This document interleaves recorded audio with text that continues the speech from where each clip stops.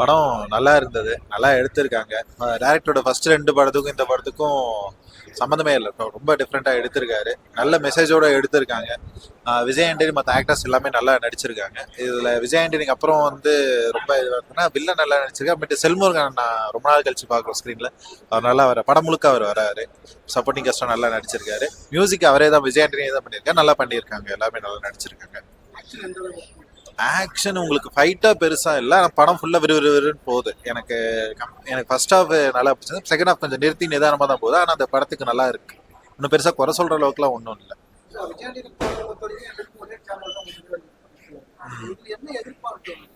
இதுல என்ன கோடியில் ஒருவன் பாத்தீங்கன்னா, கோடியில் ஒருவனும் இதுவும் கிட்டத்தட்ட ஆல்மோஸ்ட் ஒரே மாதிரி தான் இருக்கும். அதுல வேற மாதிரி பேசியிருப்பாங்க, இதுல வேற மாதிரி பேசுறாங்க. ஒரே விஷயத்த தான் பேசுறாங்க, ஆனா வேற மாதிரி பேசுறாங்க. நிறைய இருக்கு. அது ஃபுல்லா செகண்ட் ஹாஃப்ல தான் வருது. ஃபர்ஸ்ட் ஹாஃப்ல இந்த மீடியேட்டர் அந்த மாதிரி போயிரு. செகண்ட் ஹாஃப்ல தான் இந்த நிறைய இது வருது. செகண்ட் பார்ட்டுகள் லீவ் எதுவும் கொடுக்கல. பட் ஆனால் கரெக்டாக முடிச்சுட்டாங்க. நல்லபடியாக போகுது படம். பார்க்கலாம். பெருசாக ஒன்றும் குறையெல்லாம் ஒன்றும் இல்லை. ஃபேமிலியோட வந்து பார்க்கலாம். ஒன்றும் பெருசு. தேங்க்யூ. சூப்பரா இருக்கு. விஜய் ஆண்டனியோட ஆக்டிங் ரொம்ப நல்லா இருக்கு. டிஃப்ரெண்டா நடிச்சிருக்காரு. ஸ்டோரியும் டிஃப்ரெண்டான ஸ்டோரி, பொலிட்டிக்கல் ஸ்டோரி, எல்லாருமே வந்து பார்க்கலாம். பேக்ரவுண்ட் மியூசிக் எல்லாமும் சூப்பரா இருக்கு. ஸோ அதான்.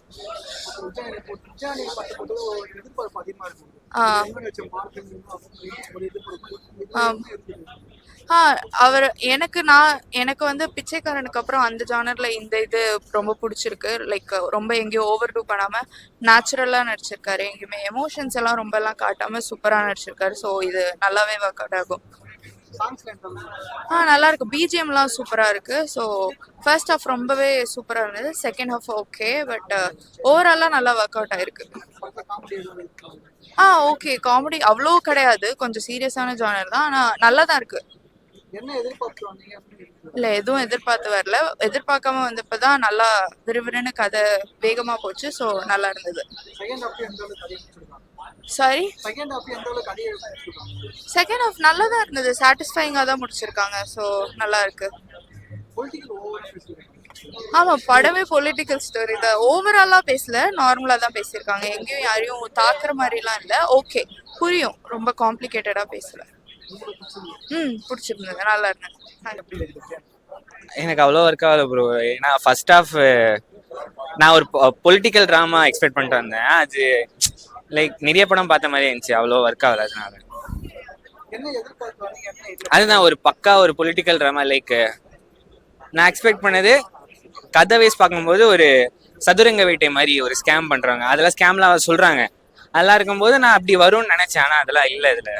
அதனால அண்ட் செகண்ட் ஹாஃப்லாம் பார்க்கும்போது நிறைய பொலிட்டிக்கல் ட்ராமா லைக் ஜென்டில்மேனு அந்த இதுல எல்லாம் வர மாதிரி இந்தியன் இதெல்லாம் தப்பா அந்த மாதிரி சொல்ற மாதிரியே வந்துடுது.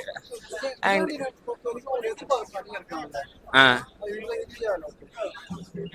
நான் எக்ஸ்பெக்ட் பண்ணது நான் அருண் பிரபு அவரை எக்ஸ்பெக்ட் பண்ணி தான் வந்தேன். ஏன்னா அவர் அருவி அண்ட் வால் நல்ல படம் எடுத்திருப்பாரு. அவர் ரைட்டிங் நல்லா இருக்கும்னு சொல்லிட்டு நான் எக்ஸ்பெக்ட் பண்ணி தான் வந்தேன்.